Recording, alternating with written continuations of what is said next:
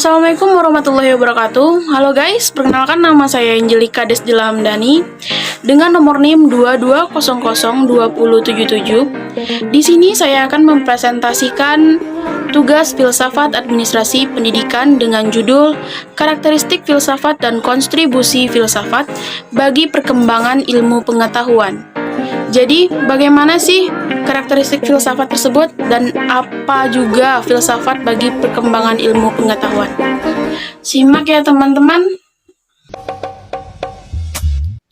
Karakteristik filsafat dan kontribusi filsafat bagi perkembangan ilmu pengetahuan.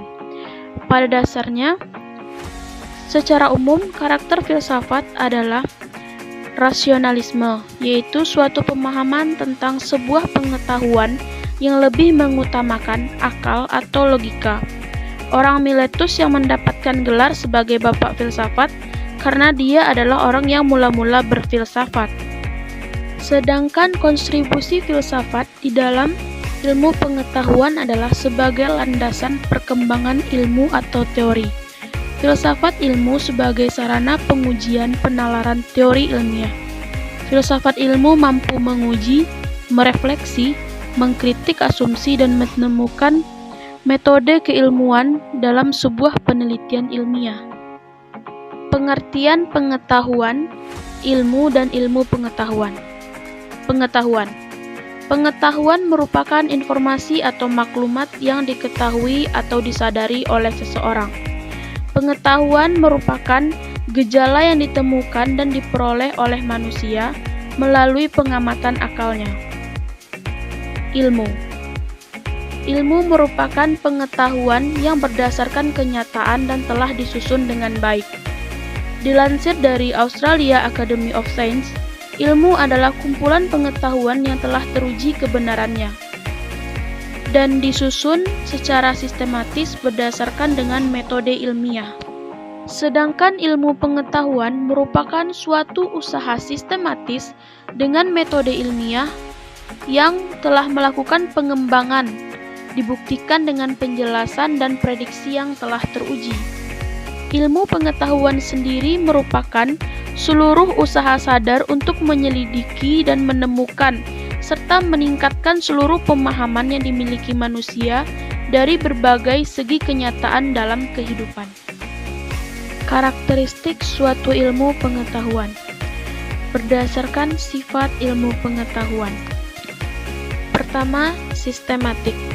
Ilmu pengetahuan yang tersusun secara sistematis artinya adalah ilmu yang berbagai pengetahuan dan informasi di dalam suatu ilmu pengetahuan tersebut harus tersusun dengan teratur, saling tergantung satu sama lain, rasional dan juga logis.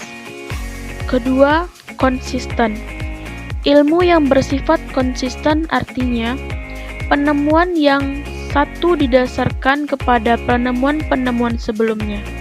Filsafat ilmu adalah bagian dari filsafat yang menjawab beberapa pertanyaan mengenai hakikat ilmu. Ketiga, eksplisit. Ilmu bersifat eksplisit merupakan ilmu yang sudah didokumentasikan atau tersimpan dalam bentuk real atau nyata yang berupa media atau sejenisnya. Hasil tersebut sudah diartikulasi ke dalam bentuk yang formal serta dapat relatif dengan mudah dibagikan secara luas. Dan yang keempat, ilmu bersifat ilmiah atau benar. Suatu ilmu sudah dipastikan kebenarannya karena telah melalui proses penelitian yang didukung oleh fakta-fakta. Ciri lain ilmu pengetahuan. Pertama, bukan hanya satu, melainkan banyak. Ilmu pengetahuan sendiri memiliki cakupan yang sangat luas, sehingga ilmu pengetahuan bukan hanya suatu hal, tapi melainkan banyak hal. Yang kedua, bersifat terbuka. Terbuka yang dimaksud adalah ilmu pengetahuan sendiri dapat diakses dan dipelajari oleh siapapun, dan juga dapat dikembangkan oleh siapapun dengan syarat-syarat dan ketentuan yang berlaku. Yang ketiga, berkaitan dalam memecahkan suatu masalah.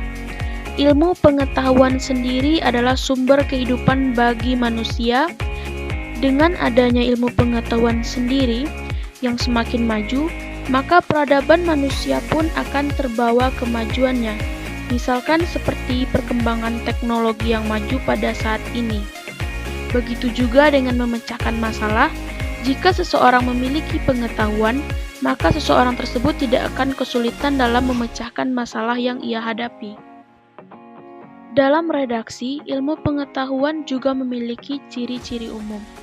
Di antaranya, pertama, objek ilmu pengetahuan empiris. Kedua, mempunyai karakteristik sendiri yaitu sistematika. Ketiga, dihasilkan dari pengamatan, pengalaman, dan pemikiran. Keempat, sumber segala ilmu yaitu Tuhan. Ciri-ciri yang menandakan ilmu menurut Van Melson. 1. Secara metodis harus mencapai keseluruhan secara logis, koheren, atau menciptakan kepaduan antara bagian dalam teks yang teratur. Yang kedua, ilmu pengetahuan tanpa pamrih.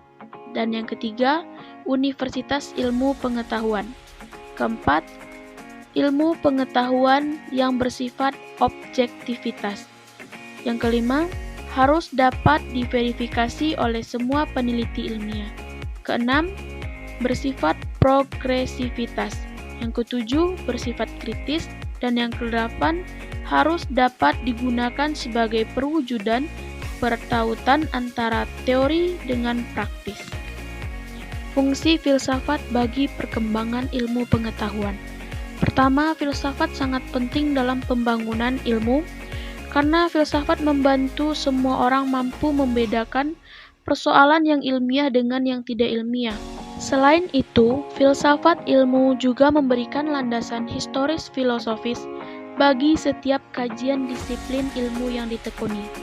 Filsafat ilmu ini memberikan nilai dan orientasi yang jelas bagi setiap ilmu pengetahuan. Yang kedua, mampu memikirkan masalah secara mendalam dan kritis. Terkadang manusia harus perlu berpikir secara filsafat untuk menyelesaikan permasalahan yang dihadapi.